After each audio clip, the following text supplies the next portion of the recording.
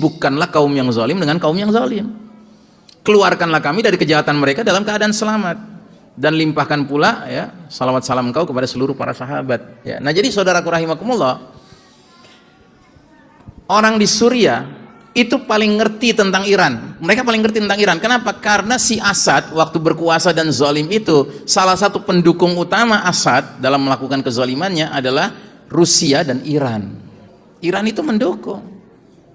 Bahkan Iran itu menggerakkan Hizbullah dari Lebanon Selatan untuk ikut membantu tentara-tentara Suriah yang di bawah ketiak rezim zalim Assad itu. Makanya ada pemuda Suriah bikin video, isinya apa? Kalau ada yang bertanya ke saya, apakah saya senang dengan kematian Ali Khamenei? Tahu Ali Khamenei, pemimpin spiritual Iran yang dirudal sama Amerika dan Israel itu? Kalau ada yang bertanya ke saya, apa saya senang dengan kematiannya? Saya sangat senang. Tanpa ragu-ragu saya bilang saya sangat senang. Ya, tapi saya lebih senang lagi kalau Iran bisa ngerudal Tel Aviv, tiba-tiba ada kabar Netanyahu mati. Nah, itu baru seimbang, dia bilang itu. Netanyahu pembantai anak-anak di Gaza, Khamenei pembantai anak-anak di Suriah. Ya, pembantai adalah pembantai penzolim. Nggak ada ceritanya penzolim yang lebih mending, nggak ada. Penzolim ya penzolim, begitu.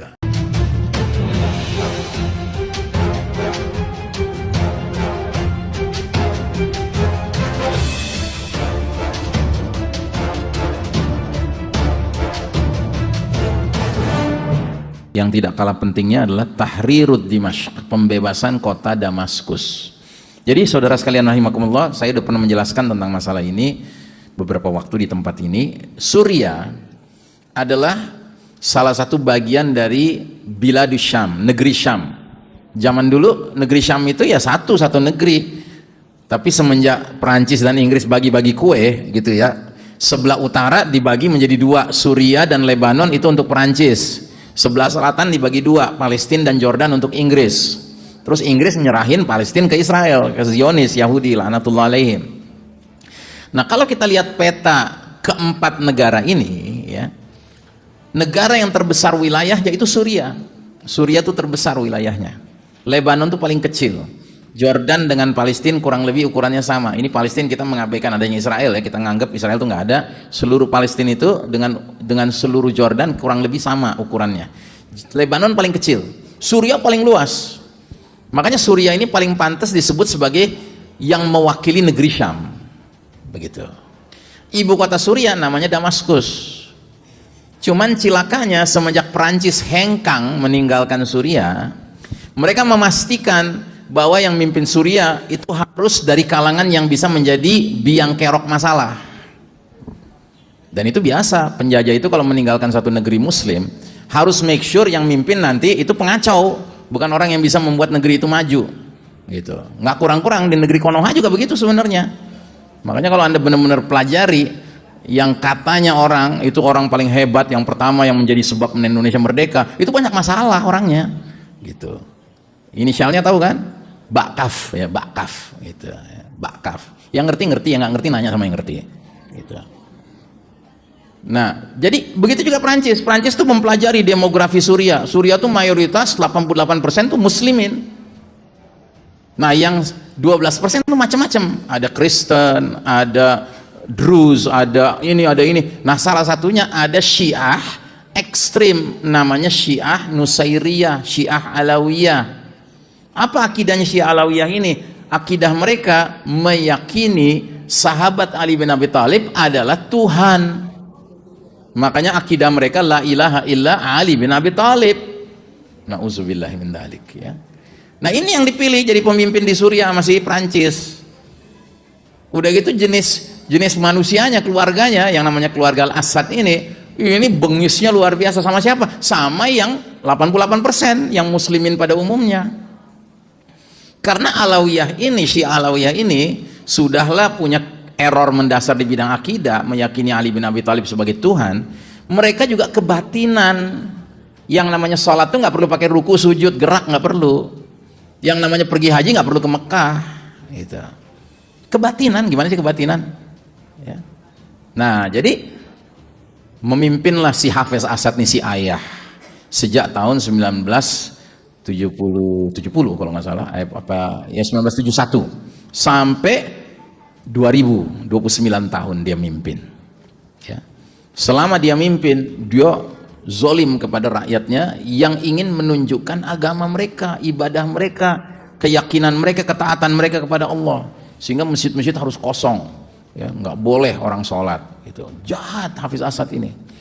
Dan pernah dia melakukan pembantaian sebuah kota namanya Hama, karena di kota itu ada gerakan Islam namanya Ikhwanul Muslimin yang menunjukkan protes kepada Presiden Hafiz Asad.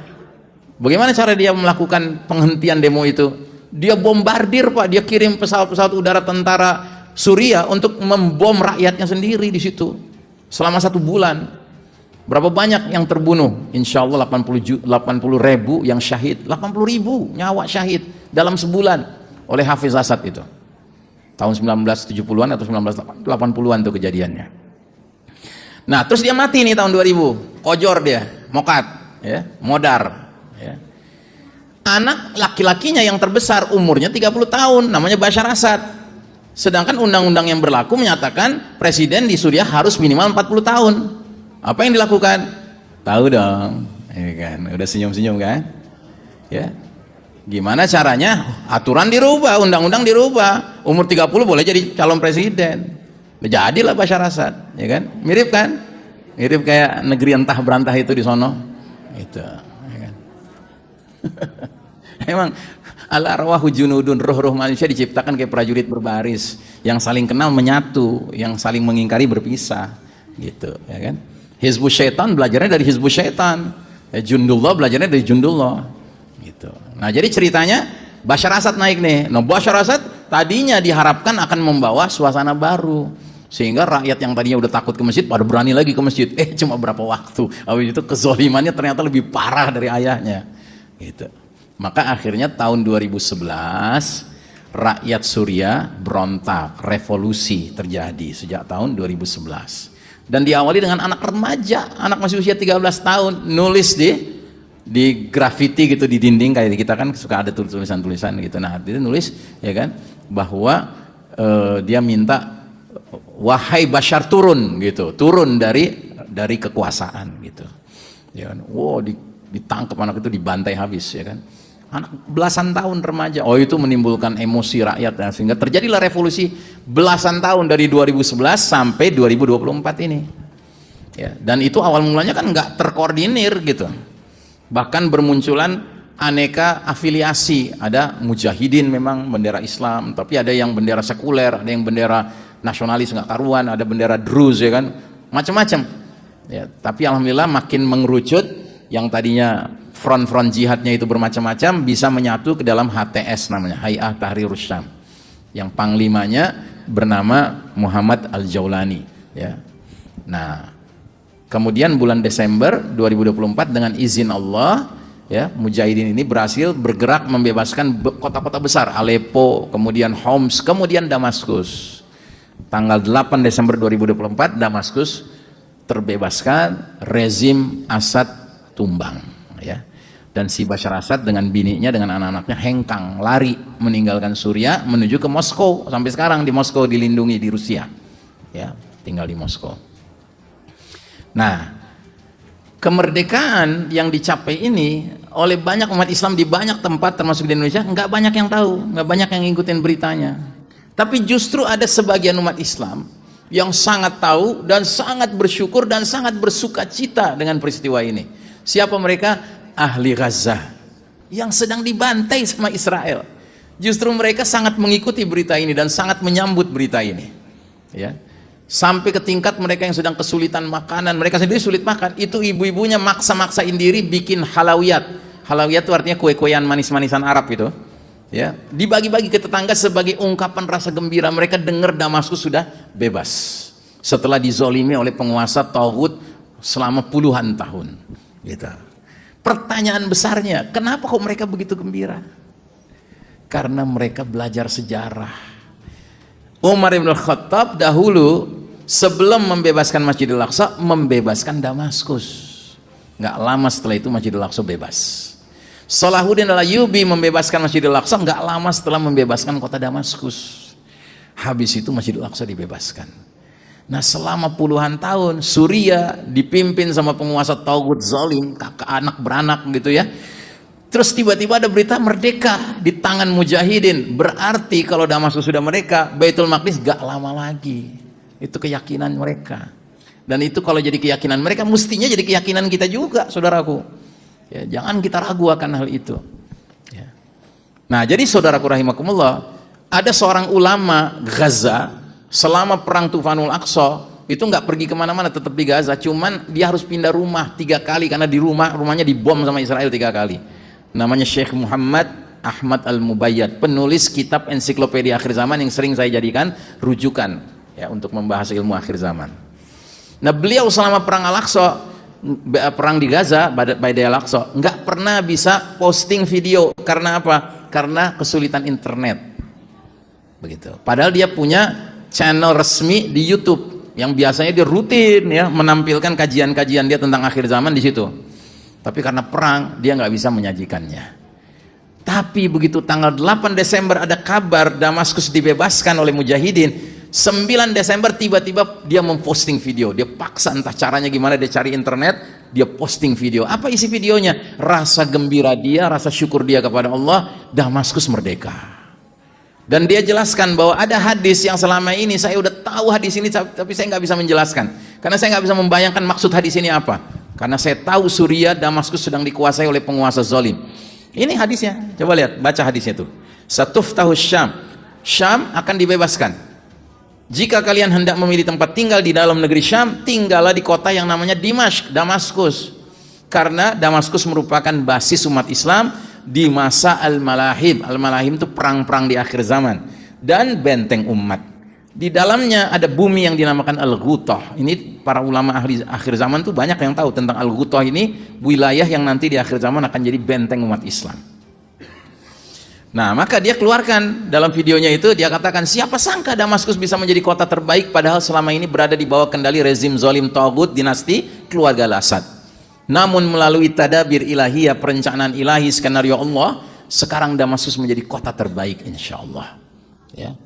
Jadi kalau bapak-bapak, ibu-ibu ada yang mau pindah kota, mau tanya saran saya ke Damaskus aja. Bener, itu tempat terbaik hari ini. Kalau mau tinggal di Damaskus, ya katakanlah belum bisa ke Damaskus karena apa namanya satu dan lain sebab itu. Ya ke wilayah manalah di Suriah, gitu. Ada Aleppo, ada Idlib, ya kan ada pilihan-pilihan lain.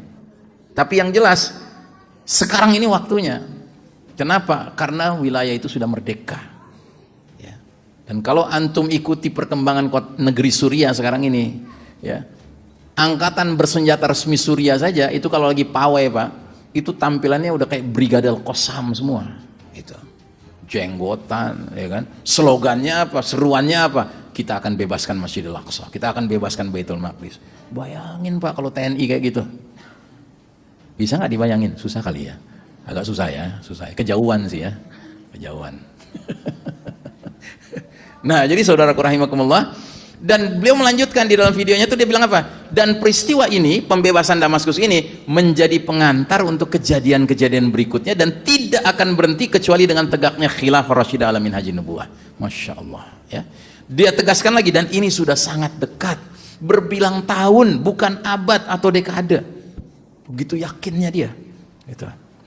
Dan memang benar pak, kalau antum ikuti berita-berita yang sekarang terjadi di Suriah pak, wah, antum tuh akan merasa kayak seolah-olah udah tinggal besok lah kita rame-rame ngebebasin Masjidil Aqsa gitu. Kenapa? Karena sekarang di masjid-masjid di Damaskus, di Suriah ya, kota-kota di Suriah itu rame anak muda, bahkan rame tentara-tentara resmi yang masih pakai seragam tentara gitu, ngaji dengerin ulama-ulama yang ngomongin tentang rencana pembebasan Masjidil Aqsa gitu. Udah luar biasa sekarang tuh pembicaraan kayak gitu ya. Nih saya kasih lihat nih salah satunya nih, kita agak lompat ke depan ya.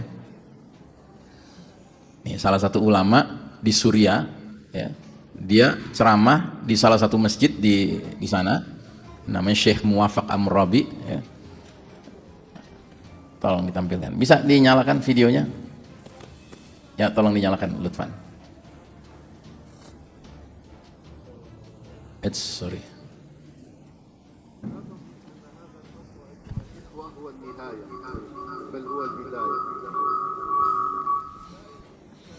Apa yang dia ucapkan tuh kira-kira terjemahannya itu, wahai ikhwas kalian, jangan kalian anggap kemenangan ini, pembebasan Damaskus ini akhir.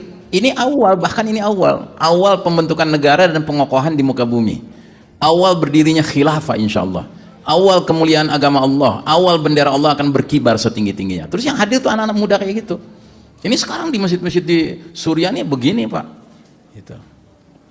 Ada nggak antum temukan masjid-masjid di kita sekarang ini yang ustadznya ngomongin tentang wah bentar lagi kita akan bebaskan Masjidil Aqsa gitu.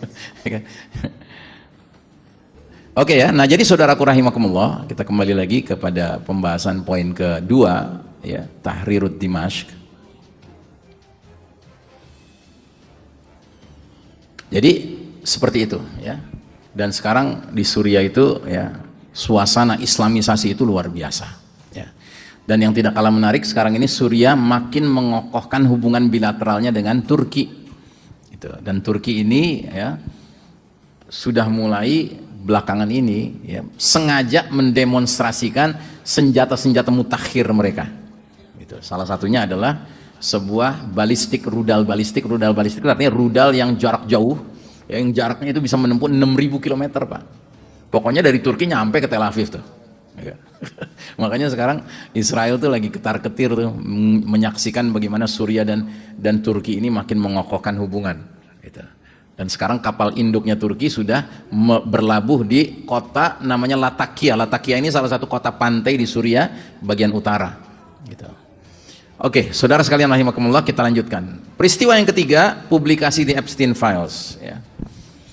Ngikutin nggak berita di Epstein Files? Ngikutin kan? Ya. Jadi di Epstein Files ini ringkasnya adalah sebuah kumpulan dokumen ya resmi yang dimiliki oleh Departemen Kehakiman Amerika Serikat yang jumlahnya 6 juta file, tetapi yang diungkap baru 3,5 juta. Ya udah lumayan, separuh lebih ya kan. Nah di dalamnya itu menjelaskan tentang sosok Jeffrey Epstein ini, seorang Yahudi yang asalnya guru matematika SMA, yang tiba-tiba jadi miliarder, kaya raya. Saking kayaknya bisa beli pulau pribadi di Amerika. Bayangkan bisa beli pulau pribadi di Amerika, berapa duit dia punya. Asalnya namanya Saint James Island, Pulau Saint James. Tapi karena terkenal dikaitkan sama si pemiliknya, akhirnya jadi terkenal Epstein Island, Pulau Epstein. Dan dia ini diberi kartu anggota Mossad, Dinas Intelijen Israel. Ya. Terus apa yang dia lakukan dengan pulaunya? Dia kumpulkan dari berbagai penjuru dunia gadis-gadis cantik usia belasan tahun. Anak-anak kecil dari usia 6 sampai 9 tahun, laki perempuan, ya dari berbagai penjuru dunia, terutama dari wilayah-wilayah yang konflik, supaya kalau diculik dibawa nggak ada yang mempermasalahkan, namanya lagi konflik. Gitu. Udah gitu dia dikasih akses berkenalan, jadi akrab dengan orang-orang penting dunia, presiden-presiden Amerika, pangeran-pangeran Eropa, pangeran-pangeran Arab, selebritis, penyanyi, bintang film Hollywood gitu ya. Untuk apa? Untuk dia undang ke pulaunya, untuk dia sajikan anak-anak gadis tadi, dia sajikan anak-anak kecil tadi. Anak gadis untuk apa? Untuk di gitu ya, Anda tahulah, anak kecil bahkan di pedofili. Tahu kan pedofili?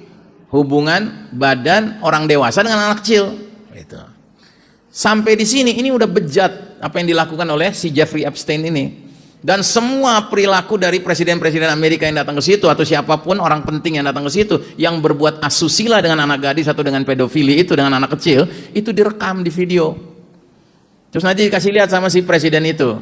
Kalau kamu nggak ngikutin kemauan Israel dalam kebijakan luar negeri Amerika, maka video ini akan kami siarkan, kami publikasikan, begitu ya. Dan di kumpulan files itu nama-nama presiden Amerika yang jadi pelanggan ke pulau itu ada ya, setidak-tidaknya ada 4 yang saya ingat ya, George Bush senior, Obama, Bill Clinton, sama si Donald Trump ini gitu. Ini semua sudah ada di dalam file-file itu. Makanya ketika ini disiarkan, rakyat Amerika ngamuk sama siapa? Ya sama pemerintahnya, dan menuntut Departemen Kehakiman ya bertindak gitu loh. Ini kan nggak layak kayak gini jadi presiden gitu. Nah sampai di sini udah bejat Pak, tapi kebejatannya nggak cuma segitu masalahnya.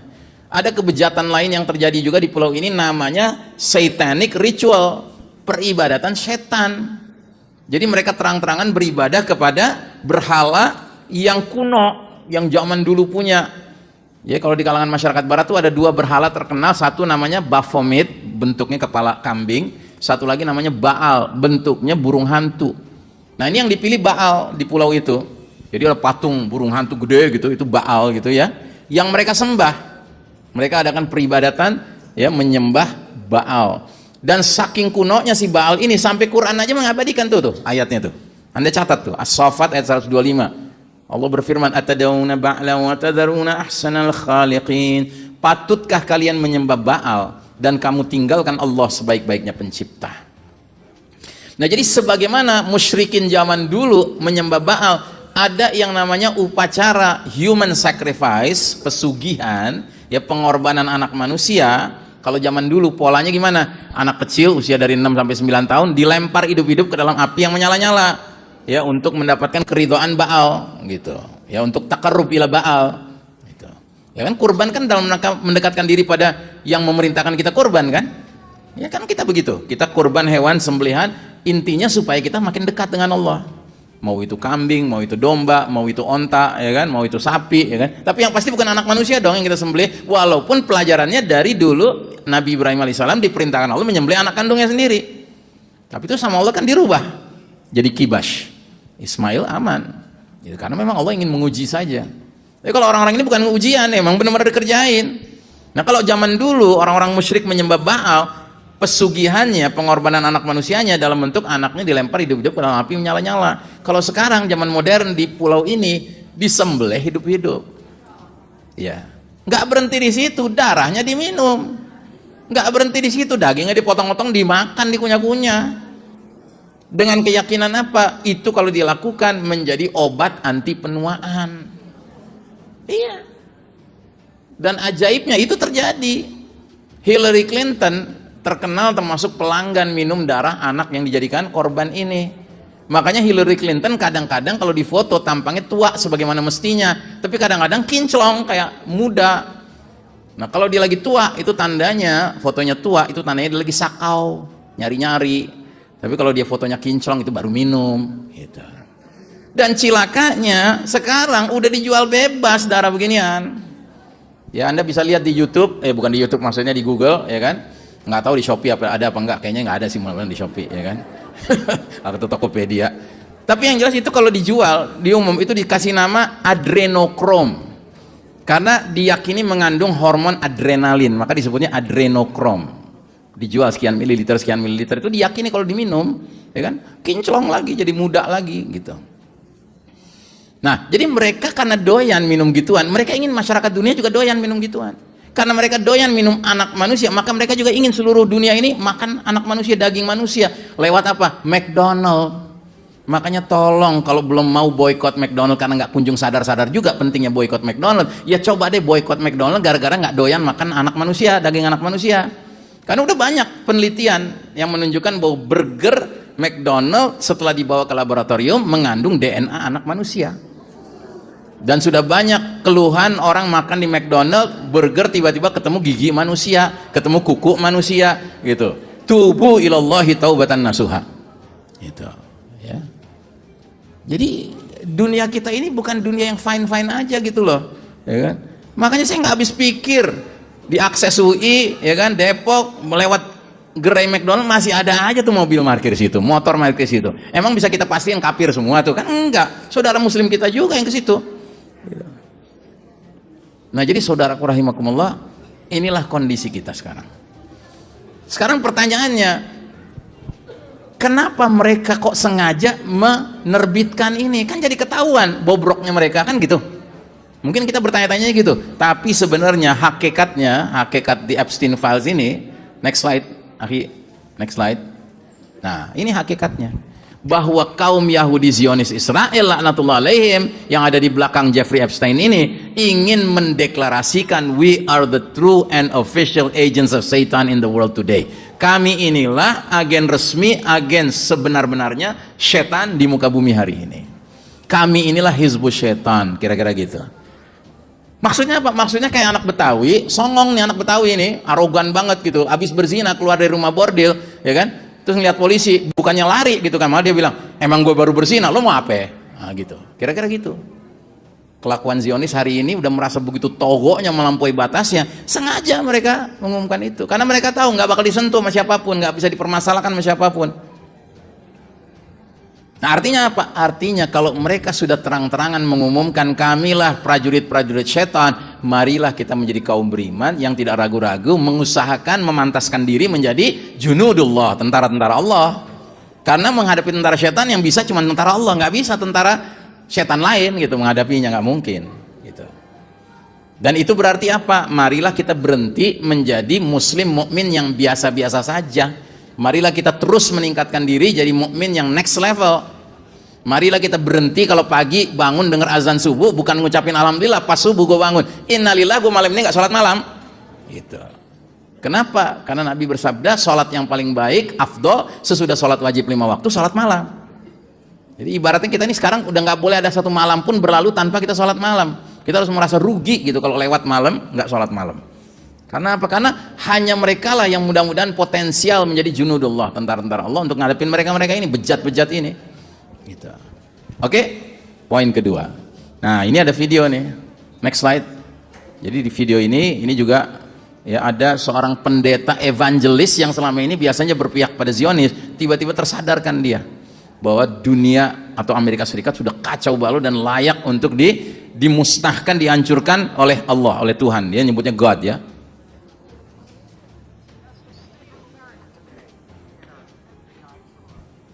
Wah, nggak muncul, videonya nggak bergerak sih.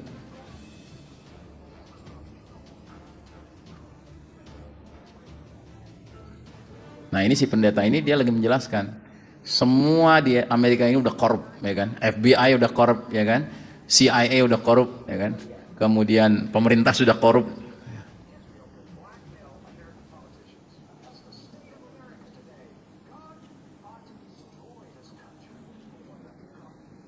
God ought to destroy this country for what we have become. Ya, jadi Tuhan sudah sepatasnya menghancurkan negeri ini karena apa yang kita lakukan. Gitu. Ya, mereka sendiri ngaku itu. Ya. Oke, next slide. Next slide. Terus next slide. Next slide. Terus. Nah, yang terakhir ya, yang keempat.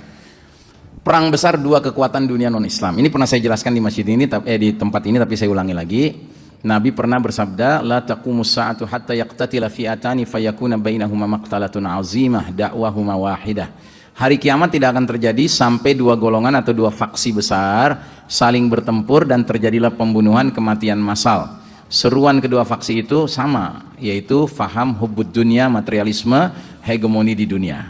Dan hari kiamat tidak akan terjadi sampai munculnya dajjal-dajjal pembohong sekitar 30 orang, semuanya mengaku mereka adalah utusan Allah.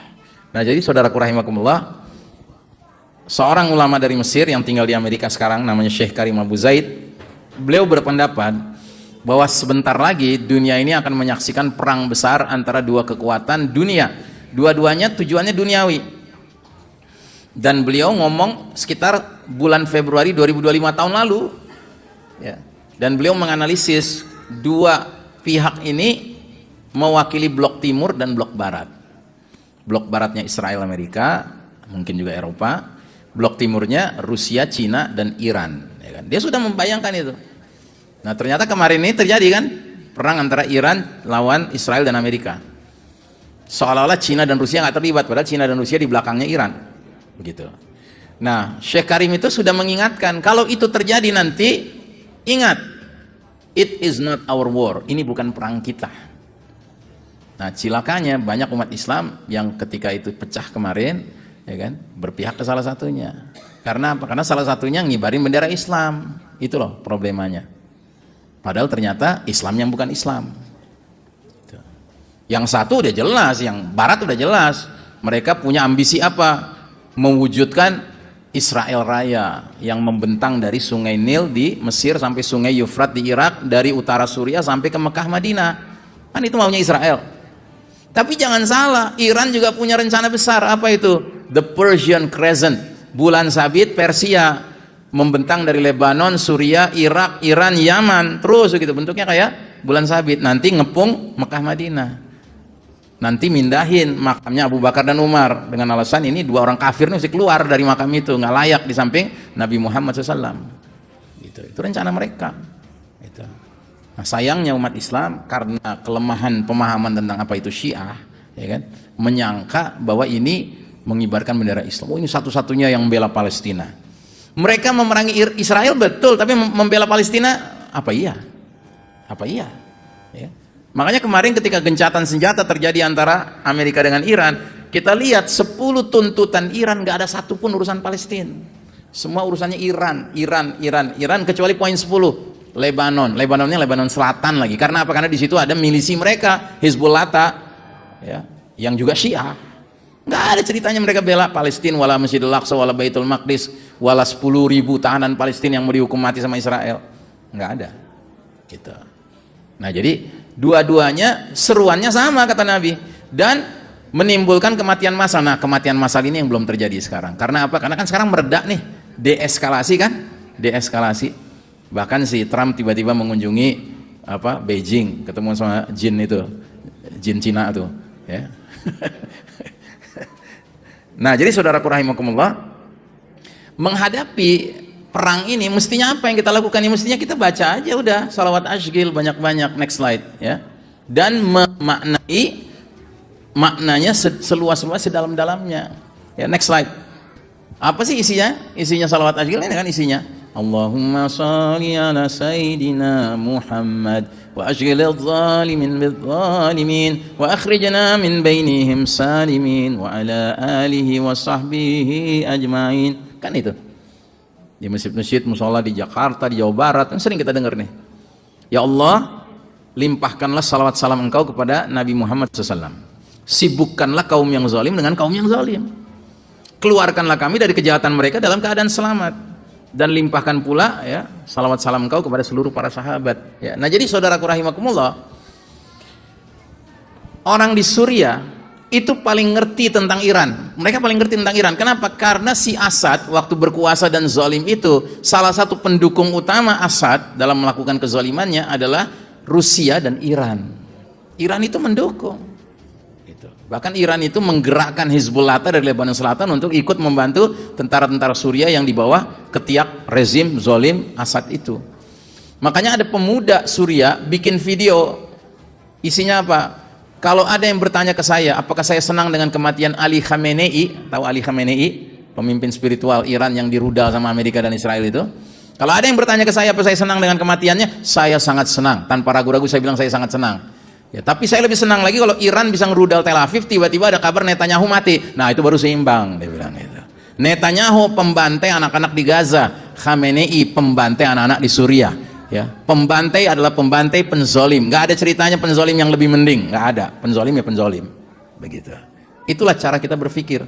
Ya, makanya banyak yang bilang orang yang ngerti Palestina belum tentu ngerti Suriah, tapi orang yang ngerti Suriah pasti ngerti Palestina. Gitu. Jelas ya? Nah, jadi saudaraku rahimakumullah, next slide please. Nah, di slide ini hadis tentang tadi yang saya katakan, Nabi sudah mengisyaratkan bahwa nanti Baitul Maqdis akan menjadi ibu kota khilafah. Nabi bersabda, ya Ibnu Khawala, jika engkau sudah melihat khilafah turun di tanah suci, di Ardul Muqaddasah, di Baitul Maqdis, maka bla bla bla bla bla, ya. Jadi hadis ini mengisyaratkan di satu sisi Baitul Maqdis akan jadi ibu kota masa depan umat Islam, khilafah. Tetapi juga mengingatkan kita kalau khilafah sudah berdiri, nggak serta-merta semua urusan beres, ya. Masih banyak masalah yang harus kita atasi, ya. Next slide. Nah, yang penting hadis ini kita pahami. Nabi bersabda, agama ini akan tetap mulia selagi manusia akan tetap dalam kebaikan selagi dipimpin 12 khalifah. Semuanya berasal dari Quraisy, ya. Next slide. 5 khalifah Rashidah, ya, next slide. 5 Khalifah Rashidah sudah hadir di fase kedua pemerintahan Khilafah ala minhajin nubuwah, yaitu Sayyidina Abu Bakar, Umar dan Utsman memimpin dari ibu kota khilafah waktu itu Madinah, sedangkan Sayyidina Ali dan Hasan memimpin dari ibu kota khilafah waktu itu di Kufah. Insya Allah 7 Khalifah Rashidah lagi akan hadir di fase kelima pemerintahan Khilafah ala minhajin nubuwah, keseluruhannya memimpin dari ibu kota khilafah di Baitul Maqdis. 6 Khalifah Rashidah membuka jalan bagi kepemimpinan puncak Khilafah Rashidah yang ketujuh, yaitu Imam Al-Mahdi. Next slide. Makanya ada hadis Nabi mengatakan, kukabarkan berita gembira kepada kalian, next slide ya, mengenai Al-Mahdi yang diutus Allah ke tengah umat ketika banyak terjadi perselisihan antar manusia dan gempa-gempa. Al-Mahdi akan penuhi bumi secara merata dengan keadilan dan kejujuran, sebagaimana sebelumnya bumi dipenuhi secara merata dengan kesewenang-wenangan dan kezoliman. Gak mungkin kesewenang-wenangan, kezoliman yang sudah merata, efek dari babak keempat ini, begitu kita masuk babak kelima selesai semua, kan nggak mungkin. Makanya perlu proses, ada khalifah demi khalifah sampai 6 khalifah Rashidah, baru yang terakhir Al-Mahdi benar-benar membuka seluruh wilayah bumi ini sampai bahkan nanti dia serahkan kepada Isa alaihissalam. Next slide. Nah, jadi kembali ke skema ini ya. Kita insya Allah nanti akan menggeliat umat Islam menuju kejayaan dan kepemimpinan demi tegaknya khilafah Baitul Maqdis. Next slide. Nah, di slide berikutnya ini seorang pemimpin Hamas ya pernah mengatakan selagi Tufanul Aqsa marak ya, Mujahidin Palestina insya Allah tidak lama lagi akan membebaskan Baitul Maqdis, Yerusalem sebagai ibu kota. Saya tidak mengatakan ibu kota Palestina merdeka, melainkan ibu kota khilafah ala minhajin nubuwah. Jadi semua pejuang di Gaza, di Palestina itu pada hakikatnya faham. Mereka bukan sekedar ingin memerdekakan Palestina, mereka ingin memerdekakan Baitul Maqdis sebagai ibu kota seluruh dunia Islam dengan tegaknya khilafah insya Allah. Ya. Nah, inilah kira-kira kaji kita pada hari ini, dan mudah-mudahan benarlah sangka baik kita kepada Allah.